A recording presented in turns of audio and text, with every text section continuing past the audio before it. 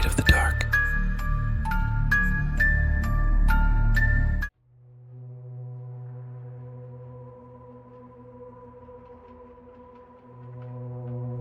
An old woman named Bakuta sat on the floor of her hut, savoring the meat brought by the chief himself with her toothless mouth. The meat was rather tough and smelled of smoke, but to Bakuta, it seemed extraordinarily delicious and juicy. Of course, she hadn't eaten in 2 days, and now the chief himself had come to her forgotten hut, personally removed the thin string that bound her mouth, and given her a large piece of meat and sweet berries on a large green leaf. It meant that she was needed by her tribe again. The tribe of little people, hunters, a tribe lost in the very heart of the impenetrable jungle. Once she proudly bore the name Uroa, which meant lifesaver at that time. All the people of her tribe came to her for help. She healed the hunters' wounds, skillfully using compresses of medicinal herbs, saved the members of her tribe from death from snake and venomous insect bites, and even minor ailments that people came to her with were easily cured. If someone's stomach hurt or a baby started crying for no apparent reason, she always found the right remedy to relieve the pain. Her hut was always bustling with people, but all that was in the past.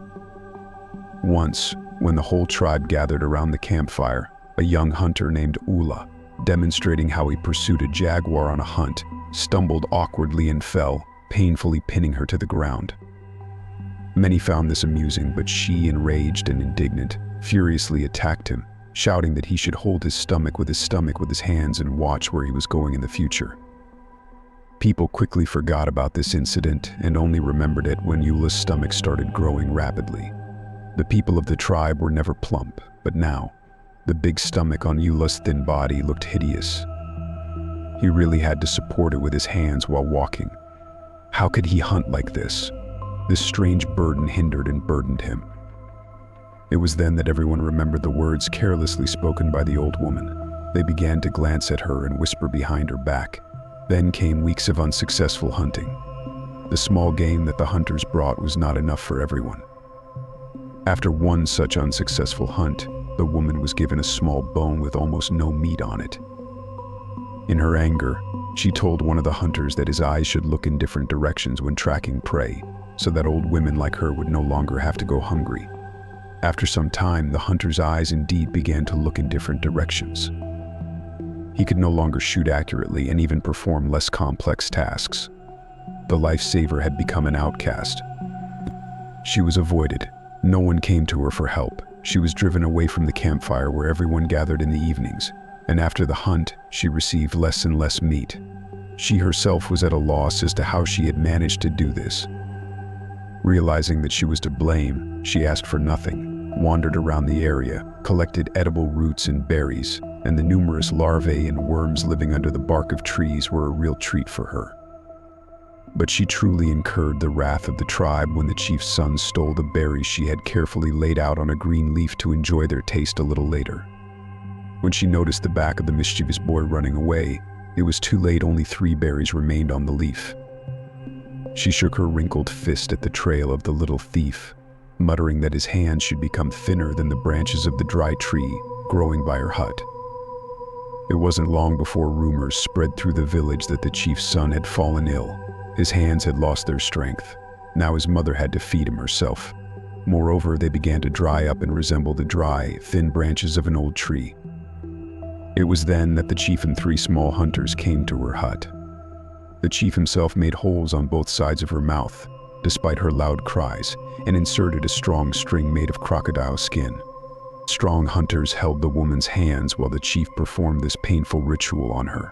Then he pointed to her lips and made a warning gesture, indicating that if she removed the string, she would face a terrible punishment.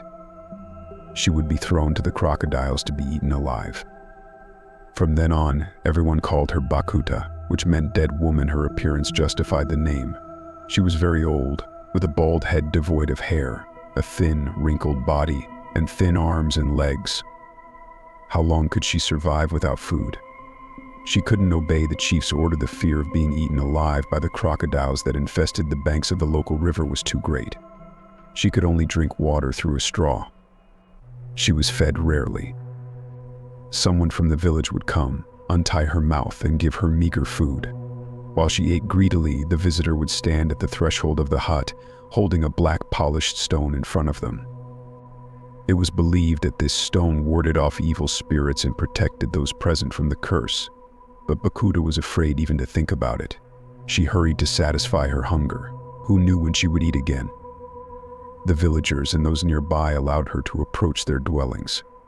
Hunters shook their spears at her appearance, children threw stones and sticks at her, and women threatened her with their fists. She had become a stranger, a dead woman, in her own tribe. The tribe living in this part of the jungle was far from the only one. Similar tribes of hunters inhabited the banks of the muddy river flowing through the jungle. Each tribe had its own customs and carefully guarded territory, but they were all quite peaceful, not prone to quarrels among themselves. Soon, an event occurred in the life of Bakuta's tribe. Strangers appeared in the village, people the elders had never seen before. These people had unusually white skin, their heads were covered with light, straight hair, and even the tallest hunters of the tribe did not reach their shoulders. Among the white people were 3 men and 1 woman.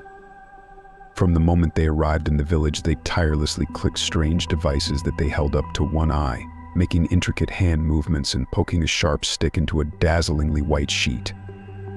Unintelligible signs and drawings appeared on the sheets, many of which resembled the people of the tribe. Although these people did not harm the villagers, and, on the contrary, generously presented them with shiny ornaments, which all the women of the village now proudly wore, and other strange objects whose purpose no one understood, the chief was worried. First, how could a person appear on a white sheet? Perhaps the white people were taking a part of his soul and imprisoning it in these crisp sheets. Would the hand of a hunter whose soul had been taken be as strong, and his aim as true? Second, would the villagers not be plagued by quarrels over the shiny trinkets that had already caused disputes, especially among the women? Third, the strangers had brought with them bitter water that clouded the mind and loosened tongues. The frenzied dancing around the campfires and minor scuffles, even among the most experienced hunters, were proof of this.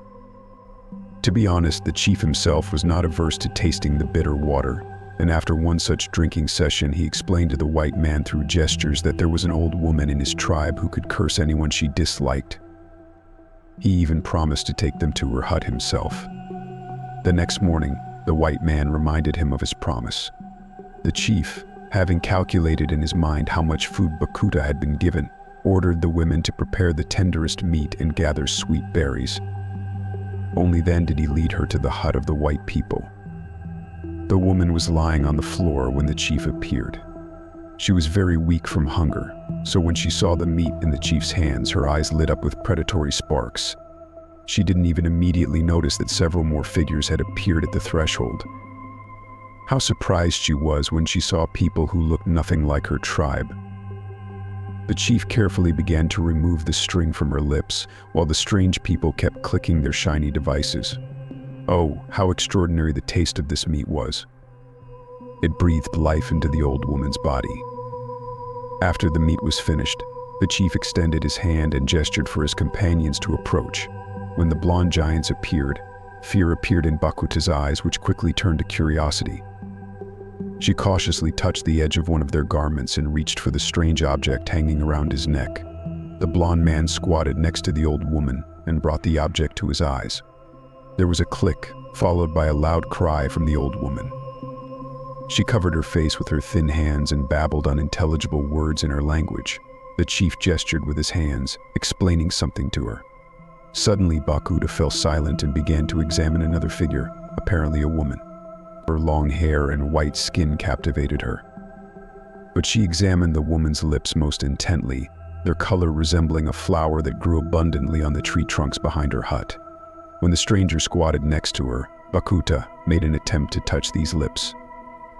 But the woman, with a disgusted look, moved away from her and scattered the berries that the chief had brought.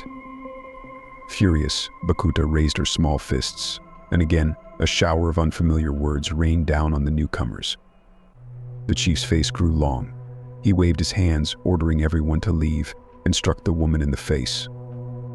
He then grabbed the string, intending to tighten the woman's lips again. The white people were dismayed. They understood little of what was happening, but the words of this woman seemed rather ominous to them. That evening, there was no laughter or jokes around the large campfire. The women did not leave their huts, and the men averted their eyes from the white people. The air seemed heavy with the premonition of disaster. In vain, the white people approached the chief with questions about the reason for such a sudden change. In vain, they pointed to Bakuta's hut, asking for an explanation of her ominous words. The chief remained silent, gloomily looking at the ground. 2 days passed like this. On the third day, the strangers began to prepare for their return journey. The beautiful white woman approached the chief and, smiling, placed her palm on his shoulder. Anero was the word for farewell in the tribe's language. Her short life among the tribe had not been in vain. She had managed to learn some words and understand their meaning, which spoke of the white woman's attentiveness and sincerity. In response, the chief looked at her sadly and raised his hand. In his palm lay a beautiful bright pink flower. It was remarkable for its purity and freshness. It exuded a delicate, pleasant aroma. The woman reached for the beautiful bud, but suddenly a thorn pricked her lip, and the chief roughly crushed the flower in his palms. Now, a shapeless little blob of slime lay in his palm, bearing no resemblance to the beautiful flower. The woman looked at the blob in surprise, not understanding what it meant. The chief touched her soft lips again and pointed to the lifeless blob, shaking his head and sighing. The white woman didn't understand, but she smiled at the chief and walked away. She and her companions had a difficult journey ahead, and she still had to pack her things. For several days, a small group of white people had been making their way through the jungle. Yesterday, their guide from the tribe of Little People had left, signaling that the territory of another tribe lay ahead.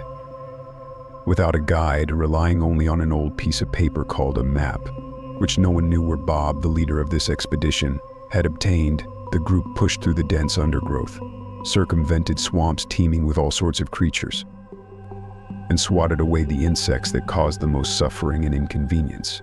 These flying creatures crawled under clothing, entered mouths at the slightest attempt to speak, and bit mercilessly. The bite areas itched and swelled. The people mercilessly whipped themselves, trying to get rid of these annoying creatures. The campfire they lit during their break saved them. The smoke drove away the insects, giving the people a chance to rest. The journey was hardest for Helen, the white beauty who had inadvertently incurred Bakuta's wrath. The heat, the foul vapors from the ground, and the superhuman efforts required by the difficult path had exhausted her. The weight of the luggage constantly caused pain in her back and shoulders. Only the anticipation of the sensation that the photographs, drawings, and artifacts of the lost jungle tribe would create gave her strength on this arduous journey. Helen's lips had cracked, and painful cracks had appeared in the corners of her mouth. Every meager meal caused her severe pain and suffering. She felt that something was wrong. Looking into a small mirror, she noticed that her once beautiful, plump lips had taken on a bluish tint and seemed to have shrunk. By the end of the 10th day of the journey, it became obvious. Her lips had indeed shrunk. They had become thinner, losing their beautiful shape. The sores in the corners of her mouth constantly bled and emitted an unpleasant odor. Even the travel spoon no longer fit because her mouth had grown larger. Helen carefully inserted the food with one finger, trying not to cause severe pain. Her companions noticed her mood, but even they were perplexed as to how this could be possible. Could the mouth opening shrink with such astonishing speed? What was the reason? Was it the poisonous air of the jungle or the incomprehensible words of the old native woman? 100 times, Helen replayed in her mind the episode that had occurred in Bakuta's hut and the chief's final gesture of brutally crushing the flower. More and more, Helen became convinced that the cause of her misfortune lay precisely in Bakuta's malicious words. The natives believed in the curse of the old woman.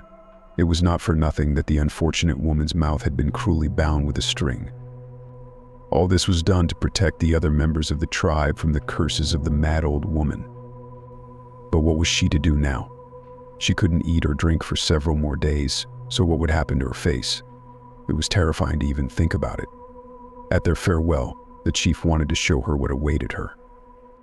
The lips that resembled a fresh flower would turn into a disgusting wet blob, just as it was happening to her now. If she had known that this would happen, she would never have crossed the threshold of that ill-fated hut. There were still several days' journey to the river, where a large boat was supposed to be waiting to take them back to civilization. Let these jungles be cursed, thought Helen, listening to the sounds of the jungle at night. Let this village and its natives be cursed. She just wanted to get home. There were good clinics and good doctors there. They would help. They had to help. They could not help. The old Bakuta lay at the threshold of her hut. She was very weak from hunger. Today she had violated the chief's prohibition and removed the cursed string. With her crazed gums, Bakuta chewed on blades of grass plucked by her own weak fingers. I don't want to die like this. Why should I die? Let them all die. Let the crocodiles eat them, the old woman whispered. Her heart was filled only with hatred for all her fellow tribesmen. Remembering each of their names, she whispered the most sophisticated curses her hunger-tormented old mind could devise, louder and louder,